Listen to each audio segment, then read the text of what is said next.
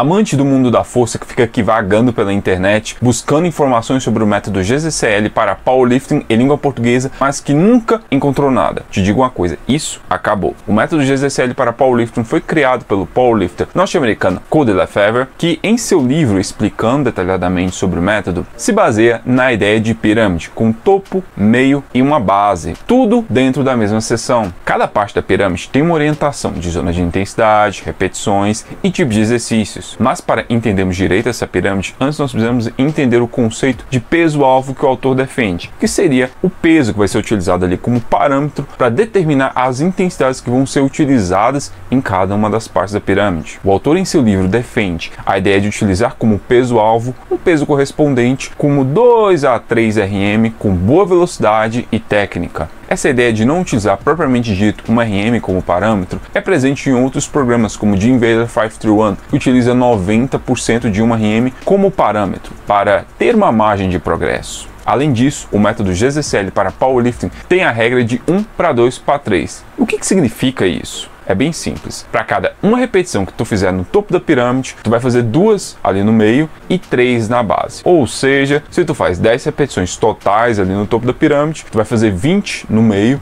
e 30 na base. No topo da pirâmide, Cody recomenda a utilização de 10 a 15 repetições totais, se trabalhando em intensidades de 85% da força máxima para cima, nos exercícios principais. E como a base do autor é o powerlifting, então vai ser agachamento, supino e deadlift. Ele também menciona no livro que, caso for necessário, pode ser sim incorporado dentro desse topo da pirâmide, desenvolvimento, arranque e arremesso. A progressão da intensidade é de 2,5% a cada sessão, ou seja, no dia 1 tu começaria ali, por exemplo, 85%, dia 2, 87,5%, dia 3, 90% e assim por diante. Naquela porção ali do meio da pirâmide, nós vamos fazer de 20 a 30 repetições totais, com intensidade que vai de 65% do peso-alvo a 85%. Os exercícios que vão ser utilizados nessa parte da pirâmide, Cody tem duas opções. A primeira delas é utilizar os próprios exercícios principais que foram utilizados lá no topo da pirâmide e só reduzir o peso, acomodar ali na intensidade e fazer mais repetições. A segunda opção seria fazer exercícios assistentes, ou seja, variações próximas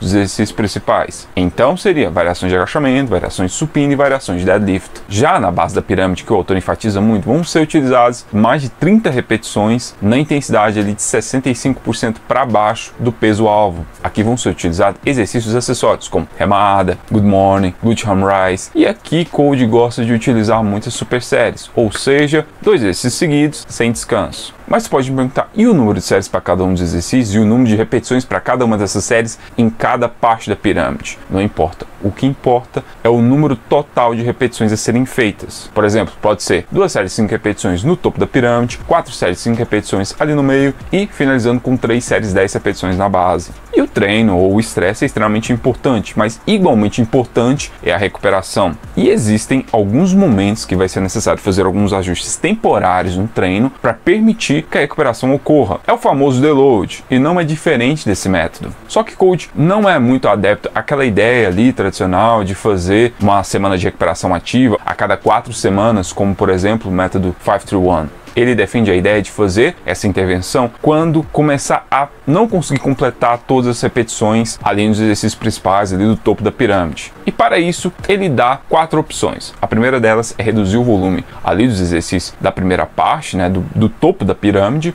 A segunda opção seria reduzir 10% da intensidade. A terceira opção seria reduzir a densidade do treino, seja via cortar super séries, reduzir o número de exercícios ali na sessão ou aumentar o tempo de intervalo. E a quarta opção seria mesclar as 3 anteriores. Outra coisa para se observar nesse método é a utilização de 2 estratégias especiais. A primeira delas é o que o autor chama de overreaching, que seria aqui, nesse contexto, fazer o máximo de repetições possíveis normalmente na última série. Cody recomenda fazer isso só uma vez por semana por causa do alto estresse que isso vai gerar, pois é uma estratégia de intensificação de esforço. E a segunda estratégia seriam as cargas supramáximas, que seria aplicar um estresse a mais utilizando variações dos exercícios principais que possibilita levantar mais peso e estressar mais uma determinada região do movimento, como por exemplo o hack pull para o deadlift ou o mesmo uso de correntes, que sobrecarrega mais a finalização do movimento, gerando assim uma carga supramáxima máxima em relação ao movimento padrão ali, básico. E o que dá para constatar desse programa? Primeiro, é um programa ali bem banhado no powerlifting, né? Por mais que o próprio autor diga ali que possa ser colocado outros exercícios ali na parte principal, mas obviamente embebedado no powerlifting.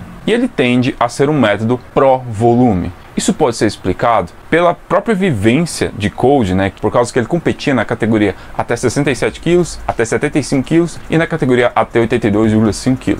Talvez, se ele fosse ali de categorias mais pesadas, talvez a forma com que ele enxerga o treinamento seria um pouco diferente. Por causa que normalmente atletas mais pesados tendem a reagir melhor com intensidades mais altas e volume menor. Não tem jeito, a própria vivência prática da pessoa acaba influenciando na filosofia de treino. O próprio autor admite que a construção da estrutura de treino é baseado sim na experiência pessoal dele. Agora, não tem como negar, ele não é um método complexo, é um método bem simples. Ele tá mais para um conjunto de diretrizes, porque ele não é um programa fechado, ele é um programa aberto que dá para ser feito ali de diversas formas. Eu considero um bom programa ali para pessoas intermediárias ou semi-avançadas, vamos dizer assim, por causa da diversificação do tipo de estímulo. Agora, eu não considero um bom programa para iniciantes, por causa que muitos exercícios, séries, altas repetições não são benéficas para essa população, que precisam enfatizar a técnica do movimento e bater PRs ali na maior frequência possível pelo máximo de tempo possível, o que nessa estrutura, nessa organização, nessa ideia, não é a melhor escolha. Mas no geral eu considero como um bom método. É sim uma boa opção quando se termina a fase inicial do treinamento. E tu quer aprender sobre diversos programas de treinamento de força? Tem uma playlist bem aqui com diversos métodos te esperando. Fique com Deus e seja forte tudo que quiseres.